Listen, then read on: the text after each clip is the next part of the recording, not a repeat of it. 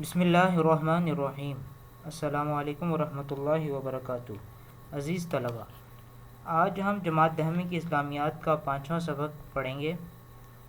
اس سبق میں ہم احادیث مبارکہ کا مطالعہ کریں گے۔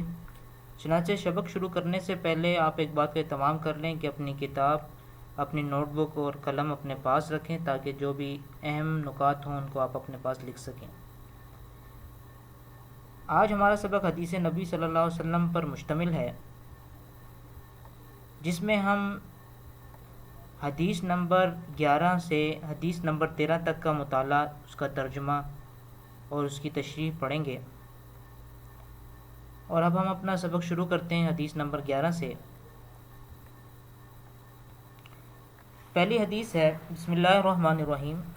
الصلاۃ عماد الدین ومن اقامها فقد اقام الدین ومن هدمها فقد هدم الدین۔ دوبارہ دیکھ لیں اس کی عربی۔ الصلاۃ عماد الدین ومن اقامها فقد اقام الدین ومن هدمها فقد هدم الدین۔ ترجمہ اس کا، نماز دین کا ستون ہے، جس نے اسے قائم کیا اس نے گویا دین کو قائم کیا، اور جس نے اسے ڈھا دیا اس نے گویا دین کو ڈھا دیا۔ الصلاۃ، نماز کو عربی زبان میں صلاۃ کہتے ہیں، اور عماد ستون کو کہتے ہیں، دین ہے۔ تو الصلاۃ عماد الدین، اس پورے جملے کا مطلب ہوا کہ نماز دین کا ستون ہے۔ ومن، اور جس نے، اقامہ کہتے ہیں قائم کرنا، ہاں اس کو یعنی نماز کو، ومن، اور جس نے اقامہ قائم کیا اس کو یعنی ادا کیا، اس کو پورا کیا۔ قائم کرنا کہتے ہیں یعنی کسی چیز کو پورا کرنا، مکمل کرنا، ادا کرنا، کھڑا کرنا۔ اسی سے آپ نے سنا ہوگا کہ عمارت قائم کرنا یعنی عمارت کھڑی کرنا، تو یعنی اس کو بنانا، اس کو سامنے لانا۔ تو یہ نماز کو بھی کھڑا کرنا یعنی اس کا ادا کرنا مراد ہے۔ ومن اقامہ، جس نے اس کو یعنی نماز کو قائم کیا، فقط پس تحقیق، اقام الدین، اس نے قائم کیا دین کو، ومن ہدمہ، اور جس نے ہدمہ، آپ نے منہدم بھی لفظ سنا ہوگا، اردو میں استعمال ہوتا ہے منہدم یعنی گرانا، کسی عمارت کو گرانا یعنی عمارت کو منہدم کرنا۔ اکثر آپ نے خبروں میں سنا ہوگا کہ فلاں علاقے میں زلزلے سے عمارتیں منہدم ہو گئیں، گھر منہدم ہو گئے یعنی گر گئے۔ تو منہدم یہ اصل میں عربی لفظ سے بنا ہے، ہدمہ منہدم عربی لفظ ہے جو اردو میں بھی استعمال ہونے لگا ہے۔ تو ہدمہ کیا ہے؟ ڈھا دیا، گرا دیا اور توڑ دیا، اس معنی میں۔ تو ومن ہدمہ، جس نے نماز کو گرا دیا یعنی چھوڑ دیا مراد ہے، یہاں پہ نماز کو نہ قائم کرنا، نماز کا چھوڑ دینا مراد ہے۔ گرانے سے مراد کیا ہے؟ نماز کا چھوڑنا۔ ومن ہدمہ، جس نے گرا دیا نماز کو، جس نے ڈھا دیا نماز کو، فقد ہدم الدین، پس تحقیق اس نے دین کو گرا دیا۔ تو بچوں، ہم نے یہ جو حدیث نمبر 11 پڑھی ہے، اس حدیث کا موضوع کیا ہے؟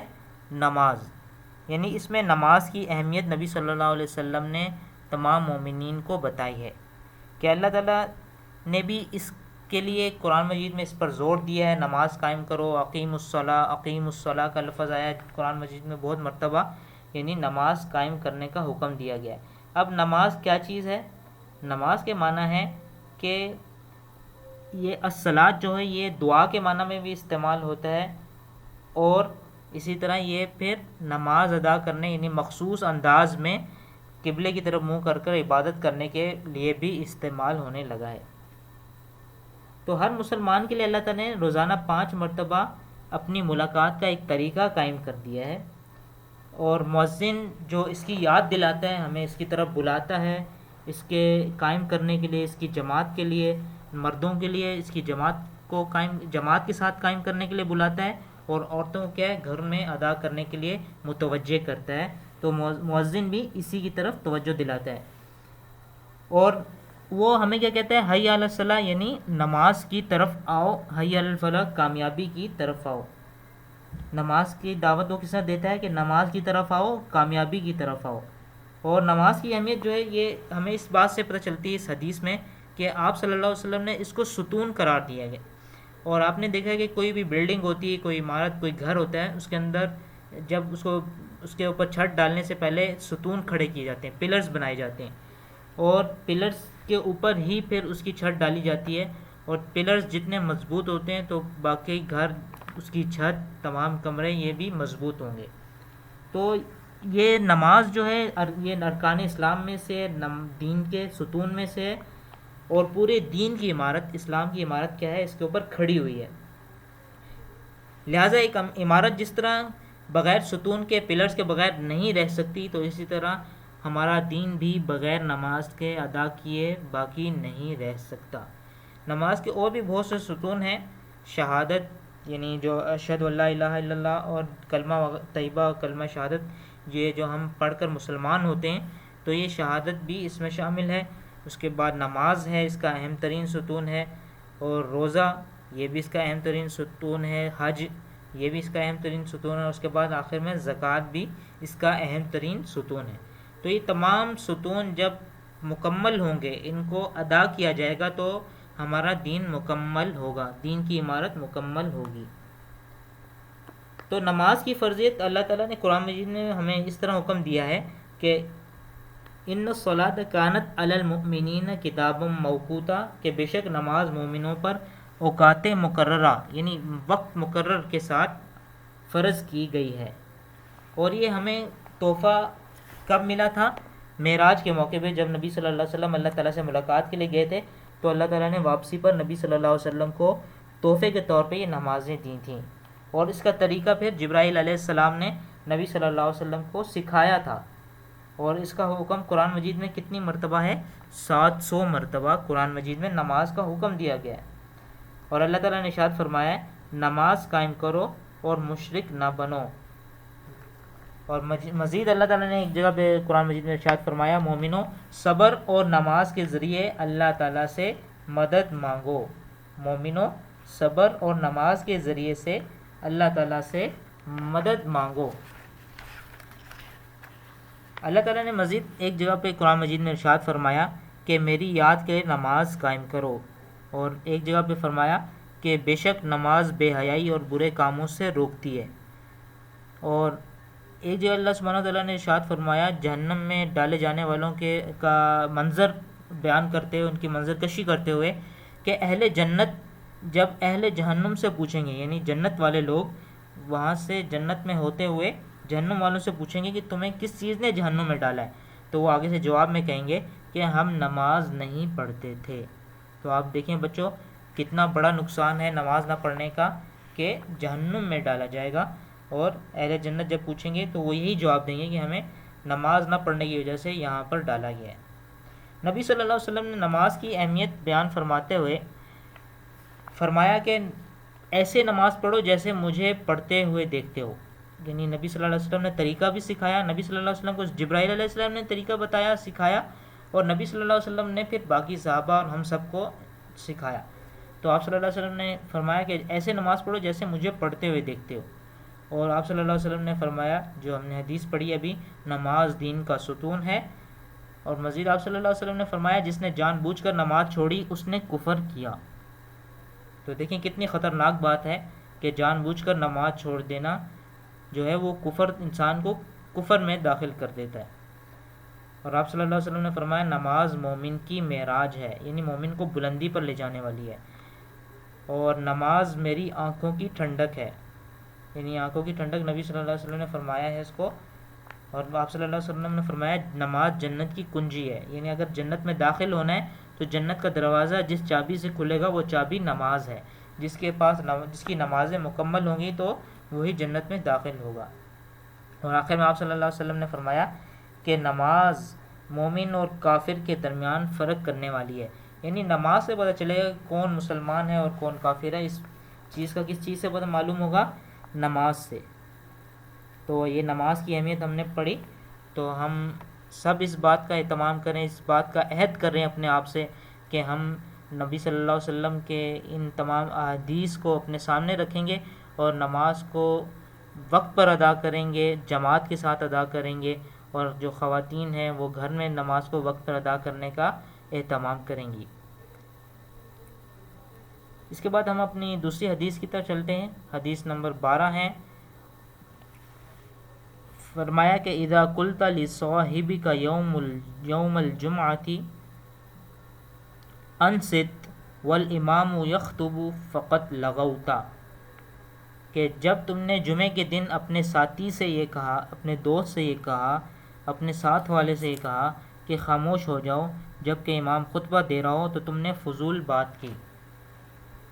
اس کا لفظی ترجمہ دیکھیں، اذا قلتا، اذا جب، قلتا تم نے کہا، لصاحبک اپنے ساتھی سے، اپنے دوست سے، اپنے ساتھ بیٹھنے والے سے، یوم الجمعۃ جمعے کے دن، انصت خاموش ہو جاؤ، والامام اور امام یخطب و خطبہ دے رہا ہو، فقد لغوتا تو پس تحقیق تم نے فضول بات کی۔ یعنی کسی کو بات کرنے سے، کسی حرکت کرنے سے خاموش کرنا، خاموش ہونے کا کہنا بھی، یہ بھی غلط بات ہے، یہ بھی درست نہیں ہے۔ مطلب اس سے یہ معلوم ہوا، اس بات کی اہمیت معلوم ہوئی کہ جمعے کے خطبے کے دوران بات کرنا کتنی بری بات ہے، کتنی غلط بات ہے، کہ یعنی اس شخص کو جو یہ بات، کوئی گفتگو کر رہا ہے جمعے کے خطبے کے دوران، تو اس کو منع کرنا بات کرنے سے وہ بھی بری ہے، یعنی اس کو منع کرنا، یہ اس کو بھی فضول بات قرار دیا، کہ مطلب یہ بھی نہیں کرنا چاہیے کہ آپ کسی کو خاموش ہونے کا کہیں،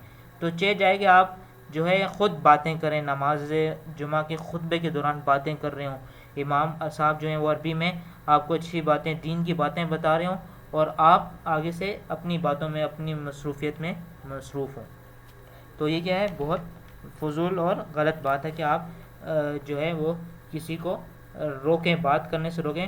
تو خود رکنا سب سے ضروری ہے، ہر بندہ اپنے آپ کو خود روکے، خود بات کرنے سے بچے، اور دوسروں کو بات کرنے سے روکنا یہ فضول ہے۔ یعنی اس سے کیا ہوگا کہ جو روک رہا ہے نا، اس کی بھی توجہ یعنی امام کی بات سے ہٹ جائے گی، اور وہ تو پہلے والا جو بات کر رہا ہے یا کوئی اور حرکت کر رہا ہے سننے کی بجائے، وہ تو پہلے اس کی توجہ کہیں اور ہے، اور وہ امام کی بات غور سے نہیں سن رہا، اور جب یہ روکنے والا اس کو روکے گا تو اس کی بھی توجہ ہٹ جائے گی، اور اس کو دیکھ کے اور کئی لوگوں کی توجہ خراب ہوگی، تو یہ کیا ہے، اس سے ماحول خراب ہوگا، تو اس وجہ سے اسے منع کیا گیا۔ اور ہم اس کے بعد دوسری حدیث کو بھی دیکھ لیتے ہیں، پھر اکٹھے اس کی وضاحت اور تشریح پڑھیں گے۔ من تخطا، حدیث نمبر 13 ہے، من تخطا رقاب الناس یوم الجمعہ اتخذ جسرا الی جہنم، جو شخص جمعے کے دن لوگوں کی گردنوں پر سے پھلانگ کر گیا، گویا اس نے جہنم کی طرف پل بنایا۔ من تخطا، جس نے پھلانگا، رقاب الناس، تخطا کیا کہتے ہیں، پھلانگنے کو، رقاب الناس، رقاب گردن کو کہتے ہیں، الناسا لوگوں کی، رقاب الناسی لوگوں کی گردنیں جس نے پھلانگی، یوم الجمعہ جمعے کے دن، اتخذا اس نے بنایا، جسرن پل، الی جہنم جہنم کی طرف، یعنی جو شخص جمعے کے دن لوگوں کی گردنیں پھلانگ پھلانگ کر پچھلی صف سے آگے جا کے بیٹھنے کے لیے آگے جائے گا اور پھلانگ پھلانگ کر جائے گا، تو کیا ہے، وہ جہنم کی طرف پل بنانے والا ہوگا۔ تو ان دونوں احادیث میں جو نماز جمعہ کی اہمیت، نماز جمعہ کے آداب، احترام، اس چیز کو بیان کیا گیا ہے۔ جمعہ ہے کیا چیز؟ جمعہ کے معنی اجتماع یعنی جمع ہونا کے ہیں، اور جمعہ کو سید الامام یعنی دنوں کا سردار کہا گیا ہے۔ جس طرح ہفتے میں 7 دن ہوتے ہیں، تو ان میں جو سردار ہے ان دنوں کا وہ جمعہ ہے، اس لیے اس کو دنوں کا سردار یعنی عربی میں سید الامام کہا جاتا ہے۔ ایام، سید الایام، واض و نصیحت کو اگر دھیان سے نہ سنا جائے تو اسے سمجھنا بھی ناممکن ہوتا ہے، اور جو بات ہم نہیں سمجھیں گے تو اس پر عمل کیسے کریں گے؟ تو اس سارے کا مقصد، اس کی اہمیت اور اس ادب سکھانے کا اور بتانے کا مقصد یہ ہے کہ ہم اچھی بات کو، دینی بات کو، نیک بات کو غور سے سنیں، کان لگا کر سنیں، تاکہ ہم اس کو سمجھ سکیں اچھے طریقے سے اور پھر اس پر عمل کریں۔ اور اگر ہم صحیح سے نہیں سمجھیں گے تو ہم غلط عمل کریں گے تو وہ الٹا ہمیں جہنم میں لے جانے کا ذریعہ بن جائے گا۔ خطبہ جمعہ جو ہے 2 رکعت نماز کے برابر ہے۔ جمعے کا خطبہ اسلامی تعلیمات کے بارے میں مسلمانوں کی رہنمائی کا ذریعہ ہے۔ اگر جمعے کے دن خطبہ غور سے نہیں سنا جائے گا تو کیا ہوگا، ہمیں جو درست باتیں، صحیح باتیں، دین کی باتیں معلوم نہیں ہوں گے، اور ہمارے کاموں میں بے برکتی ہوگی۔ جمعے کے آداب کیا کیا ہیں؟ ان میں ایک ادب یہ ہے کہ آپ جب جمعہ کی نماز یعنی کے لیے آئیں اور امام خطبہ دے رہا ہو، تو اس وقت سے لے کر نماز کے ختم ہونے تک ذکر و اذکار، کسی بھی قسم کا ذکر کرنا، بے شک اللہ کا ذکر ہو، وہ اور ہر قسم کی بات کرنا، کلام کرنا کیا ہے؟ منع ہے۔ کھانا پینا، سلام کہنا، سلام کا جواب دینا یہ بھی حرام ہے، منع ہے۔ اور اس کے علاوہ امر بالمعروف یعنی نیکی کی تلقین کرنا، اس کی بھی اجازت نہیں ہے۔ جب خطبہ پڑھا جا رہا ہو تو حاضرین پر غور سے سننا اور چپ رہنا واجب ہے۔ اگر کسی کو بری بات یا حرکت کرتے دیکھیں تو ہاتھ یا سر کے اشارے سے منع کر سکتے ہیں، زبان سے نہیں۔ کیوں؟ کیونکہ دوسرے لوگوں کی توجہ میں پھر خلل ہوگا اور وہ بھی نیک بات، اچھی بات کو سننے سے محروم ہو جائیں گے، ان کی توجہ کہیں اور جائے گی تو وہ اچھی بات کو نہیں سن سکیں گے۔ تو یہ اس وجہ سے یہ تمام جمعے کی آداب بتائے گئے ہیں۔ اور اس حدیث کا عملی زندگی سے تعلق کیا ہے کہ ہمیں نماز جمعہ کی تلقین کیوں کی گئی ہے؟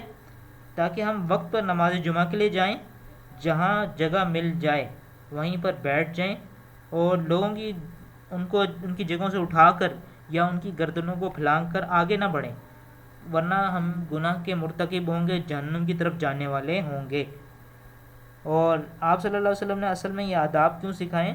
تاکہ یہ آداب ہم جمعے ہی میں صرف نہ اس کو سمجھیں، بلکہ تمام جتنی دینی مجالس ہوتی ہیں، اچھی مجالس ہوتی ہیں، اور اس کے علاوہ آپ کی جو کلاس ہوتی ہے اس کے اندر بھی جب کوئی بات آپ کو ٹیچر بتا رہا ہوتا ہے تو آپ توجہ کے ساتھ آپس میں باتیں کیے بغیر جو ہے ٹیچر کی بات کو غور سے سنیں۔ تو یہ ہماری عملی زندگی کے لیے کیا ہے؟ سبق ہے اس کے اندر۔ تو مجھے امید ہے کہ آپ کو یہ سمجھ میں آیا ہوگا، بہت اچھے طریقے سے سمجھ میں آیا ہوگا، اور ہم اس پر عمل بھی کریں گے، جمعے کے آداب کو اپنی عملی زندگی میں، اپنی عملی زندگی کے ہر گوشے میں اس کو جہاں یہ فٹ ہوتا ہے وہاں پر اس پر عمل کریں گے، اور ہم دنیا میں بھی انشاءاللہ سرخرو ہوں گے، اور آخرت میں بھی اللہ تعالیٰ کی طرف سے انعامات کے حقدار بنیں گے۔ اب ہم چلتے ہیں آگے۔ اس کی مشق جتنی ہے اس میں جو اہم سوالات ہیں اور اس کے جو نوٹس ہیں حدیث تینوں کے، اس کے لیے آپ اسکول سے کسی بھی وقت آ کے لے سکتے ہیں، اسکول کے آفس سے، اور یہ آپ کو دیے جائیں گے۔ اس میں اہم جو نکات ہیں وہ بھی ہیں سارے، اور اہم سوالات ان کو بھی ذکر کیا گیا ہے۔ تو آپ ان کو جتنی جلدی ہو سکے تو اسکول سے لیں اور اس کو دیکھیں، اس سے تیاری کریں، اس کو یاد کریں۔ جزاک اللہ خیر۔